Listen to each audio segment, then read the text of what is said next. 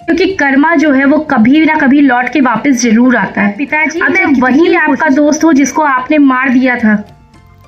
मैं अपना हिस्सा लेके जा रहा हूँ। अब आप अपनी जिंदगी ऐसे। नमस्कार, आज मैं आपको एक कहानी कर्मा के बारे में बताने जा रही हूँ जो बहुत ही आप लोगों को ये ना मोटिवेट करेगी अच्छी चीज़ें करने के लिए, विचारों को अपने सही करने के लिए। तो शुरू करते हैं इस कहानी को। अच्छी लगे तो प्लीज़ लाइक शेयर सब्सक्राइब जरूर करें। शुरू करते हैं। एक गांव में दो मित्र थे। दोनों में बहुत अच्छी मित्रता थी, बहुत अच्छी मतलब प्रेम भाव से दोनों लोग रहते थे साथ में। इन लोगों के पास पैसे नहीं थे, तो इन्होंने ये सोचा कि हम ना शहर में जाके कुछ ना जीविकोपार्जन करते हैं जिससे हम अपने परिवार को और भी अच्छे तरीके से रख पाएंगे। इन्होंने ये चीज़ सोचने के बाद परिवार अपने शहर के लिए निकल गए, क्योंकि इनके पास बिल्कुल पैसे नहीं थे। तो ये अपना पैदल ही यात्रा करना निकलना शुरू कर दिए। जब वहाँ पे गए तो कुछ सालों तक इन्होंने बहुत मेहनत की, बहुत ज़्यादा मेहनत की। एक दोस्त की ना पत्नी थी, बेटा था, मगर एक दोस्त था वो कुंवारा था। और दोनों ने बहुत मेहनत की, जी तोड़ मेहनत की और कुछ पैसे धनराशि कमाया। और इन्होंने ये निर्णय लिया कि ये वहाँ पे अपने गांव में जाके कोई ये नया व्यवसाय शुरू करेंगे। यदि हम दोनों या तो अलग अलग व्यवसाय शुरू करेंगे या तो हम दोनों लोग अपने जो पैसे हैं उसको जोड़ के एक साथ मिला के व्यवसाय शुरू कर देंगे।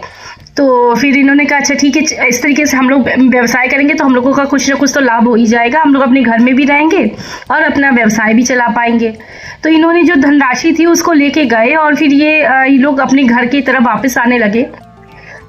तो जो दोस्त जिसकी शादी नहीं हुई थी उसके मन में लालच आ गया। उसने सोचा कि क्यों ना मैं इसको मार के इसके भी धन ले लेता हूँ। इसकी पत्नी उसके बच्चों को तो पता नहीं है कि इसके पास कितना धन था, क्या है, कुछ है भी, जो भी है। तो उसने उसको क्या किया, जब इन्हें थोड़ी देर पे वो कहा कि रास्ते में चलो थोड़ी देर सो लेते हैं, थोड़ा छाव देख के थोड़ा आराम कर ले, उसके बाद हम लोग घर की तरफ चलते हैं। दोस्त ने, जो कुंवारा था, उसने उसके सर पे पत्थर से मार मार के उसको लहूलुहान करके मार डाला। जब मार दिया तो इसने क्या किया, सारा धन लेके कहीं पे ले जाके अपने जगह पे गाड़ दिया, छिपा दिया पैसे को। और छिपाने के बाद फिर उसके बाद वो रोते बिलखते अपने कपड़े फाड़ दिया, उस पर खून लगा लिया और रोते रोते वो गया उसकी पत्नी के पास। तो उसकी पत्नी से पूछता है कि पत्नी कहती है कि भैया क्या हुआ, आप ऐसे रो क्यों रहे हैं, मेरे हस्बैंड कहाँ है, मेरे पति कहाँ है। तो बहुत रोते हुए अंदाज में, नाटकीय अंदाज में कहता है कि भाभी हम लोग शहर से वापस आ रहे थे तो चोरों के गिरोह ने हम लोगों को पकड़ लिया और हमारे सारे धन भी ले लिया और हमारे आपके पति की वहीं पे उसने पत्थर से कुचल के मौत हो गई। अब जो भाभी थी उनको तो बहुत दुख हुआ, तकलीफ हुई। भाई जिसका पति चला जाएगा उसे किस बात की खुशी हो सकती है। बट मन को मान लिया उसने किसी तरीके से कि चलो ठीक है, अब ये नियति थी हमारी, ईश्वर की ये नियति थी, हमें ये झेलना था, हमने झेल लिया। फिर कुछ दिन बाद वो लड़का जो था उसने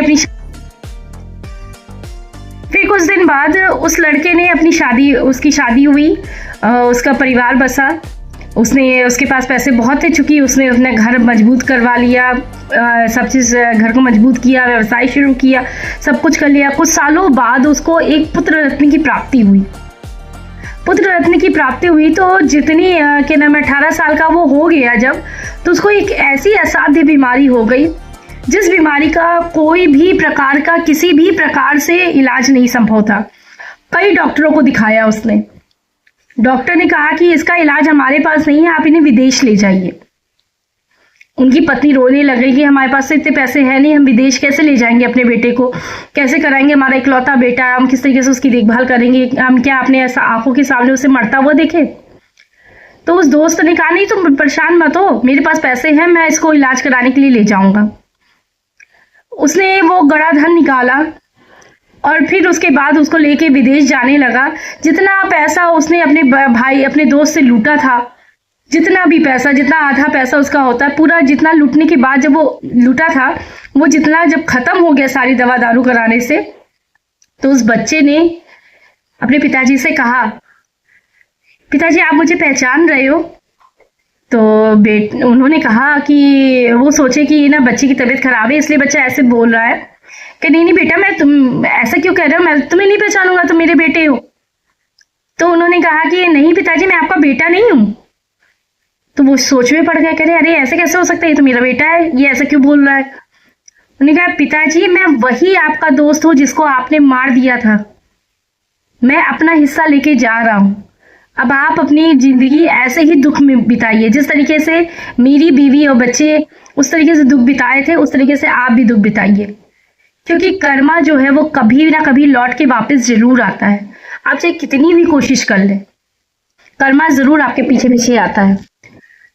तो मित्रों, हमको इस कहानी से ये सीख मिलती है कि हम यदि जो भी कर्म करते हैं हमारे साथ वो हमेशा चलता हुआ रहता है, हमेशा अच्छा।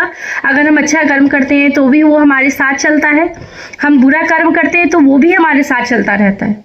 इसलिए कोशिश ये करें कि अपने कर्म को, अपने धर्म को कभी ना छोड़े, क्योंकि यदि जो व्यक्ति अपने धर्म और कर्म से विमुख हो जाता है वह इंसान नहीं कहलाता है।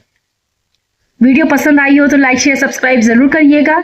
अपना आभार व्यक्त करें, कमेंट में बताएं कि आपको वीडियो कैसा लगा। जो भी सुझाव देना है आप दे सकते हैं। धन्यवाद।